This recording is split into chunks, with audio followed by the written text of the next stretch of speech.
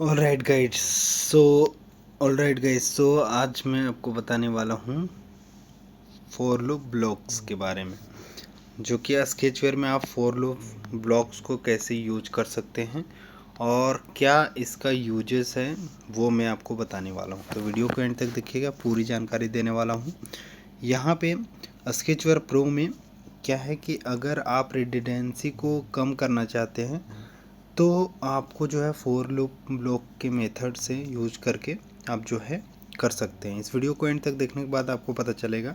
अभी आपको समझ में नहीं आ रहा होगा, कोई बात नहीं, ठीक है। तो मैं बता देता हूँ फोर लूप के बारे में क्या होता है। यहाँ पे हमारा स्केचवेयर प्रो में क्या होता है कि आप कोई भी line of set of instruction या सेट ऑफ कोड आपने लिखा है।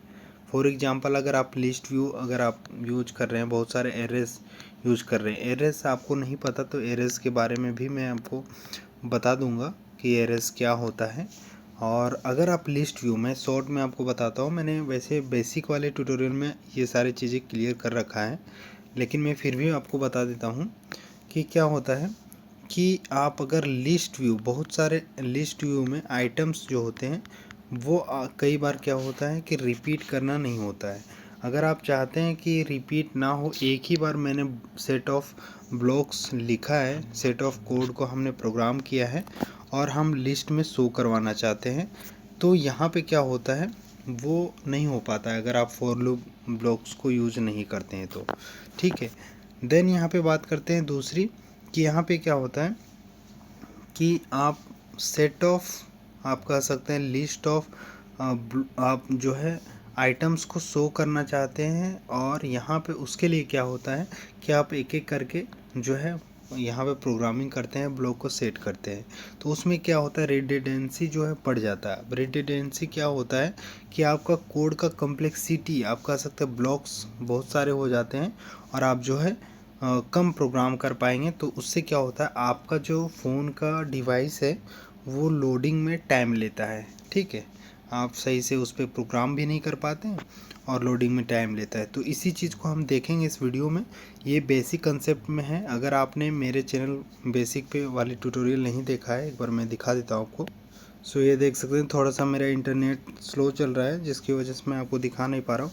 तो मेरे चैनल पे आएंगे तो यहाँ पे एक प्लेलिस्ट आपको देखने को मिलेगा जो कि स्केचवेयर ट्यूटोरियल्स फॉर बिगनर्स। यहाँ पे टोटल अभी देख सकते हैं 29 वीडियोस जो है इसमें अपलोड है। ये सारे वीडियोस को अगर आप देख लेते हैं तो आप स्केचवेयर में बेसिक जो है नॉलेज आपको हो जाएगी, ठीक है। तो इस वाले वीडियोस को नहीं देखा है तो आपने इसमें सारे वीडियोस को आप ज़रूर देख लें। अगर आपको एक ही वीडियो में कंप्लीट जानना है, बेसिक सीखना है, तो कमेंट में बताइए। और इस वीडियो का लाइक एम्स रहेगा 200। तो अगर 200 प्लस लाइक्स हो जाते हैं तो मैं उस पर एक कंप्लीट वीडियो लाऊंगा स्केचवेयर पे कि ये सारी चीज़ें कैसे हम यूज़ करते हैं, ठीक है। नेक्स्ट अभी हम चलते हैं यहाँ पे स्केचवेयर में। और मैं स्केचवेयर प्रो में, किसी भी आप स्केचवेयर वर्जन में जा सकते हैं, यहाँ पे कोई इशू नहीं आएगा आपको, ठीक है। यहाँ पे अब हम क्या करते हैं, कोई भी एक नया प्रोजेक्ट क्रिएट कर लेते हैं। चलिए इसी प्रोजेक्ट को मैं ओपन कर लेता हूँ, कहीं पे भी आप जा सकते हैं। अब ये हमारा ब्लैंक प्रोजेक्ट है अभी फ़िलहाल, ठीक है। अब यहाँ पे मैं आपको दिखाता हूँ कि लिस्ट व्यू, या आप बहुत सारे प्रोग्राम कर सकते हैं, सेट ऑफ प्रोग्रामिंग कर सकते हैं, लेकिन मैं आपको जस्ट समझाने के लिए कि आपको अंडरस्टैंडिंग लेवल जो है इंक्रीज हो जाए, वो करने के लिए मैं यहाँ पे एक लिस्ट व्यू को यूज करता हूँ, ठीक है। अब आपको लिस्ट व्यू नहीं पता है कि क्या होता है, तो मैंने इस पर ऑलरेडी वीडियो बना रखा, उस प्लेलिस्ट में मिल जाएगा आपको, जिसके बारे में हमने अभी आपको बताया। अब लिस्ट में क्या होता है कि बहुत सारे आइटम, जैसे कि देख सकते हैं आइटम 1, आइटम 2, आइटम 3 करके यहाँ पे शो हो रहा है, ठीक है। ऐसे ही आप लिस्ट ऑफ आइटम्स को शो करवा सकते हैं क्रिएट करने के लिए। अब क्या होता है, यहाँ पे मैं आपको ले चलता हूँ इवेंट में और यहाँ पे मैं आपको दिखाता हूँ। यहाँ पे क्या है कि ऑन क्रिएट में हम जाएंगे और यहाँ पे चलिए इसे मैं डिलीट कर देता हूँ, ठीक है, जो भी ब्लॉक है। अब यहाँ पे मैं आपको दिखाता हूँ कि क्या होता है। लिस्ट व्यू हम क्रिएट कर लेते हैं दिखाने के लिए। चलिए हम यहाँ पे क्लिक करके लिस्ट पे क्लिक करते हैं और ऐड करते हैं हम स्ट्रिंग लिस्ट को। इसका नाम दे देते हैं, कुछ भी नाम दे सकते हैं, लिस्ट str, ठीक है, इसका नाम दे देते हैं और ऐड पे क्लिक करते हैं। अब क्या है कि हम क्या करते हैं, ब्लॉक को ठीक है। यहाँ पे जितने भी आप चाहते हैं स्ट्रिंग लिस्ट को शो करवाने, मैप लिस्ट को भी यूज कर सकते हैं, लेकिन मैं आपको जस्ट एक एग्जांपल दे रहा हूँ कि फॉर लूप को हम कैसे यूज कर सकते हैं। फॉर एग्जांपल यहाँ पे मैं आपको ले चलता हूँ 5, 1 2 3 4 और एक और लेता हूँ 5, ठीक है। अब यहाँ पे हमने क्या किया, ये 5 स्ट्रिंग लिस्ट हमने क्रिएट किया। अब यहाँ पे क्या है कि लिस्ट स्ट्रिंग क्या होता है कि इसमें जितने भी आप डेटा लिखेंगे, फॉर एग्जांपल मैं इसका दे देता हूँ आइटम 1, ठीक है। इसका नेम दे देता हूँ मैं आइटम 2, आइटम 2, इसका नेम दे देता हूँ मैं आइटम 3, ठीक है, आइटम 4, ठीक है, देन आइटम 5, ठीक है। ये हो गया। अब हम इसे शो करवाने के व्यू में जाएंगे और यहाँ पे हम क्या करते हैं, यहाँ पे एक ये वाली ले लेते हैं, लिस्ट को हम शो करवाने के लिस्ट व्यू में, और डेटा को रिफ़्रेश कर देते हैं। लिस्ट व्यू हमने जो लिया था वहाँ उसी को सेलेक्ट कर देते हैं और इसमें जितने भी डेटा है हमारा लिस्ट स्ट्रिंग लिस्ट में वो शो हो जाएगा। अभी ये हमने क्या किया, प्रोग्राम किया। नॉर्मली आप कोई भी जब प्रोग्रामिंग करते हैं तो यहाँ पे आप तो इतना कर लेते होंगे, कोई इशू नहीं है। चलिए मैं आपको रन करके इसे दिखा देता हूँ एक बार, इसमें कोई भी दिक्कत नहीं आएगा आपको, ठीक है। थोड़ा सा वेट कर लेते हैं। यहाँ पे आपको, चलिए ओके कर देता हूँ मैं, इंस्टॉल कर लेता हूँ मैं इसे, और पैकेज का इशू आ रहा है, ठीक है कोई बात नहीं। मैं इस वर्जन को नहीं यूज़ करने वाला, इसी वर्जन को हम ओपन कर लेते हैं, रिफ्रेश कर लेते हैं, ठीक है, फिर से रन करते हैं।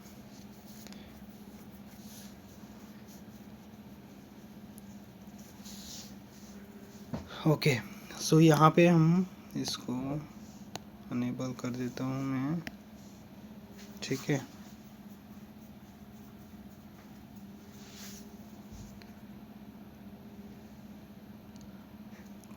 ठीक है, ये हो गया है। ओके, ओपन करता हूँ।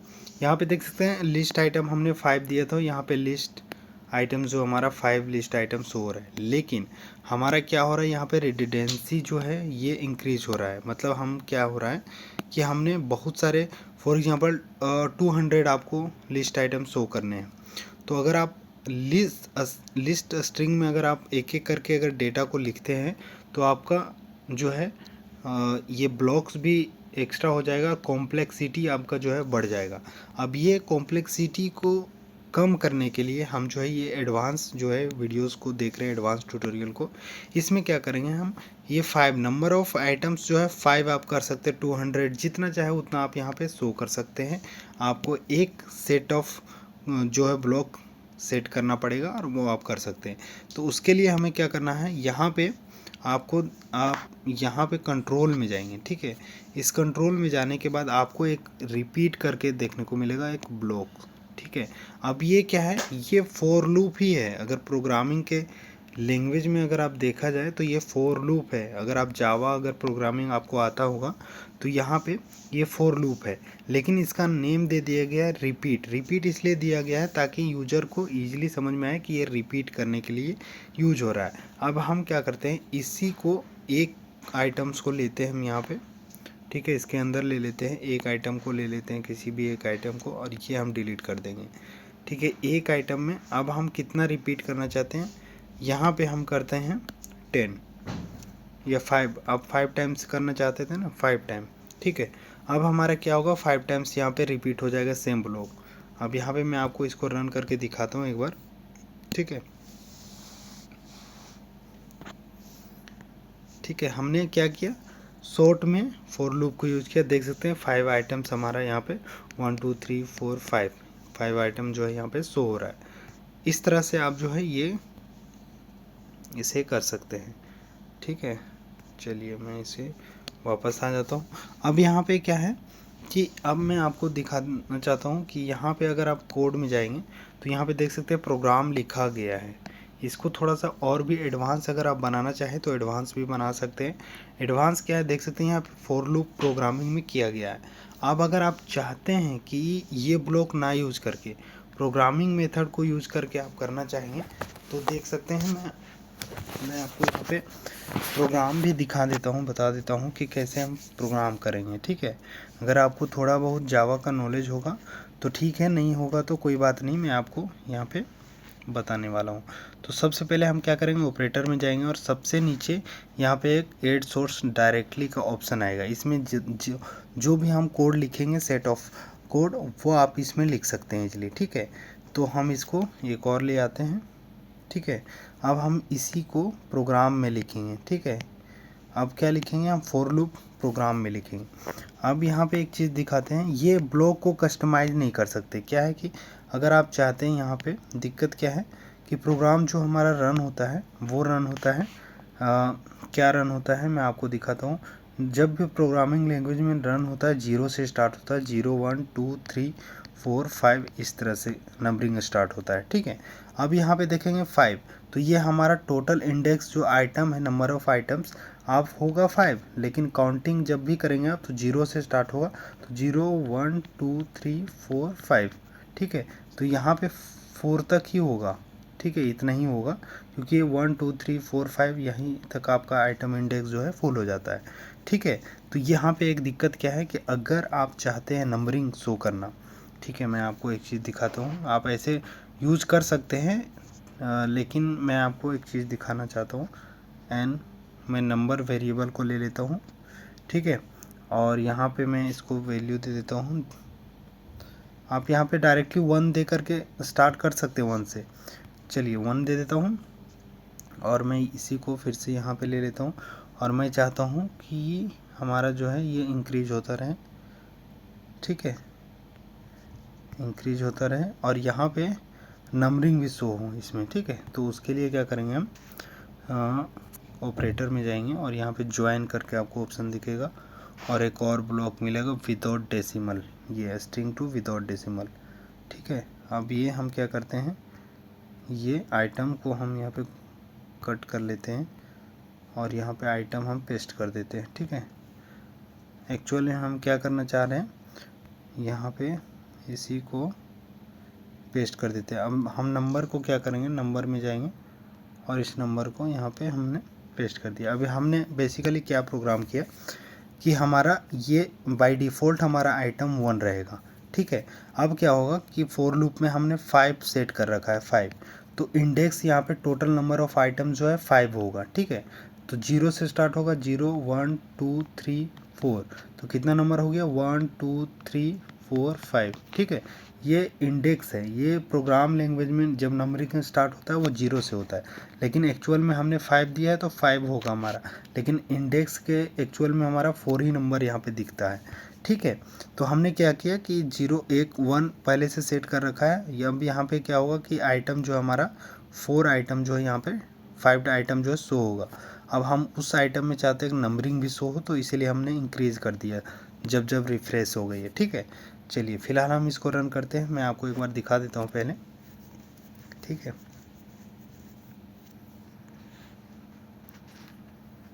ठीक है, ये हमारा शो हो गया।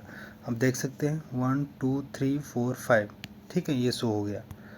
अब ये हमारा ऐसे शो हो गया। ठीक है, लेकिन हमने यहाँ पे क्या किया, 1 दिया। 1 दिया इन द सेंस कहने का मतलब हमारा नंबरिंग जब स्टार्ट होता है 0 से होता है, लेकिन हमने दिया है 1, इसलिए हमारा 1 से स्टार्ट हुआ, इसलिए हमारा जो है 1 2 3 4 5 6 7 जो है शो हुआ। तो इसी तरह से आप जब भी आप रिपीट ब्लॉक्स को यूज करना चाहते हैं, किसी भी चीज़ को अगर आप चाहते हैं कि बार बार हम ब्लॉक्स को ना यूज करें, सेम ब्लॉक्स को यूज ना करें और हम उसी चीज़ को हम आप 100 टाइम्स या 50 टाइम्स अगर आप शो करवाना चाहते हैं, तो ये फॉर लूप की मदद से या आप कह सकते हैं रिपीट ब्लॉक की मदद से आप जो है ये फीचर्स को इम्प्लीमेंट कर सकते हैं अपने स्केचवेयर प्रो एप्लीकेशन में। ठीक है, तो यहाँ पे क्या होगा, आपका रिडंडेंसी कॉम्प्लेक्सिटी जो है कम होगा और ईजिली आपका फ़ोन डिवाइस में जो है ये एप्लीकेशन काम भी करेगा और प्रोग्रामिंग आप कर पाएंगे। तो आई होप ये वीडियो आपको पसंद आई हुई। चलिए मिलते हैं नेक्स्ट वीडियो में नए टॉपिक के साथ, तब तक के लिए जय हिंद, वंदे मातरम।